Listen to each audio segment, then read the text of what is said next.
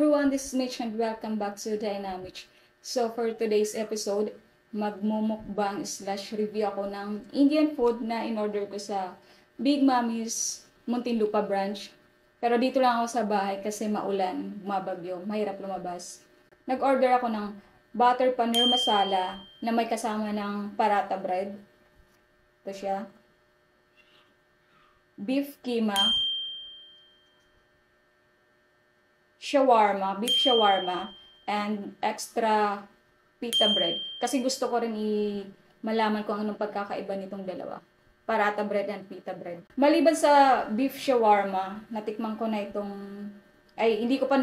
hindi ko pa natitikman itong iba. Nag-order din pala ako ng mango lassi nila. Sa napapanood ko sa mga vlog din, videos sa Indian, parang ganitong ginagawa nila. Tapos, unahin natin yung butter paneer masala. Tama ba? Yes, tama. Isasasaw natin ito.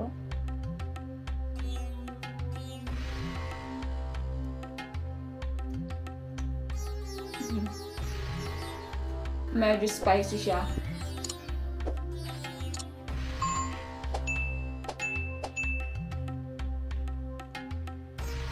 Pero masarap.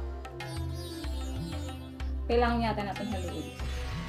Ang hirap i-explain kasi magkaiba talaga yung lasa ng Indian food at Filipino food. Pero creamy siya.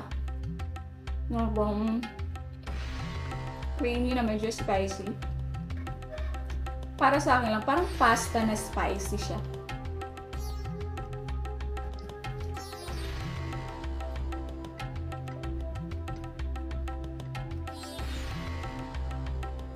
Paratha bread. Masarap. Mainit pa siya. Hindi ako sigurado kung ano to. Pero based lang dun sa mga napanood ko, parang cheese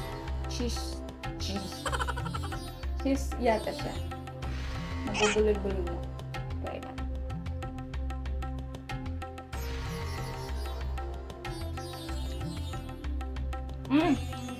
Cheese nga. Try naman natin yung beef keema nila. Hindi ko pa rin ito natatry. Kasi every time kumakain ako sa isang Indian restaurant, beef biryani lang talaga lagi yung ino-order ko.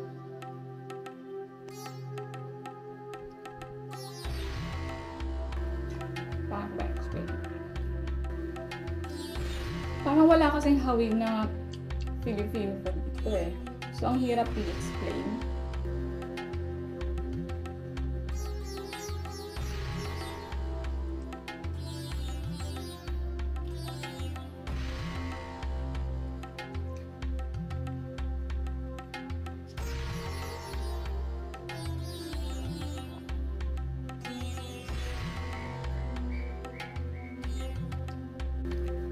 Try natin yung ano nila, pita bread.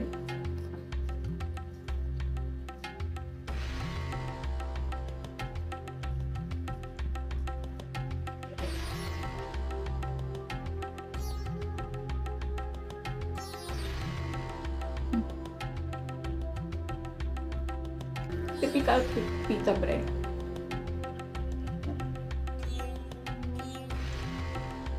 Personally, mas gusto ko yung paratha.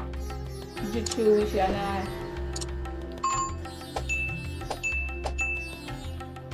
ganun kasi yung gusto ko sa mga tinapay, yung parang medyo malambot siya na parang chewy na malambot. Ikaw kasi matigas, crispy, parang medyo crispy siya.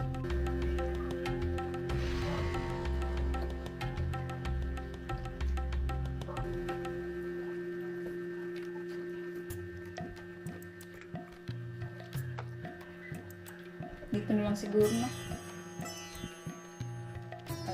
Cake muna natin.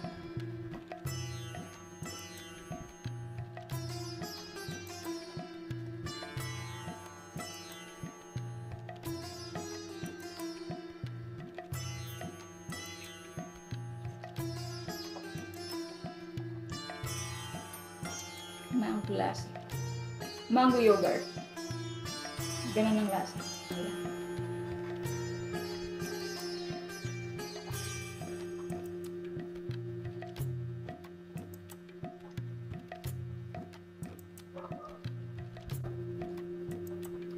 Masarap to.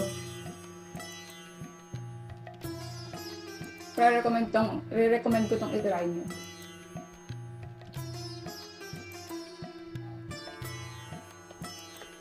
Try naman natin yung beef shawarma.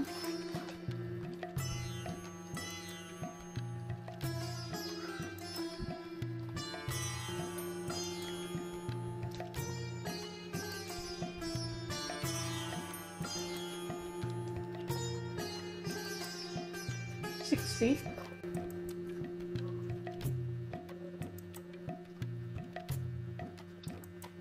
Hindi siya katulad ng shawarma, yung typical shawarma na alam natin. Yung sa atin kasi yung parang Filipino na version. Wala yung parang lasa ng, I'm not sure kung cardamom ba yun, yung parang pag kumain ka ng biryani, may malalasahan ka agad. Ganito yung lasa niya. Masarap.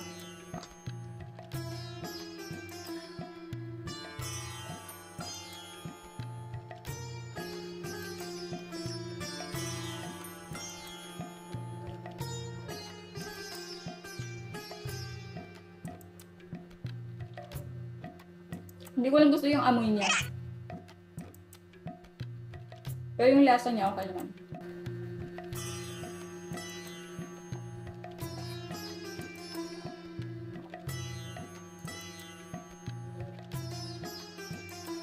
Ang cleanse ng palate niya. Medyo mabigat siya sa tiyan. Or dahil maliit lang yung container ng tiyan ko.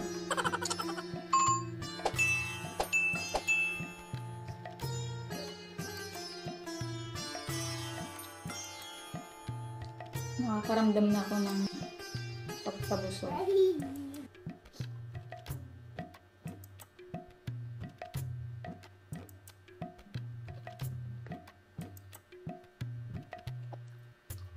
Okay, so final verdict. Paratha bread na may natira pang konti. Ito gusto ko talaga siya. Kahit siguro pang agahan, okay lang sa akin ganito. Masarap ko siya. Next, yung pita bread. Hindi na ako siguro order next time ng pita bread. Paratha na lang. Ito kasi masarap ko talaga siya. Beef keema. Medyo mataas ang expectation ko dito. Pero kung compare ko siya sa iba, sa beef shawarma, sa butter masala, parang nothing special for me, para sa akin. Butter paneer masala, kunti na lang masarap, cheesy, creamy, parang pasta sauce na spicy.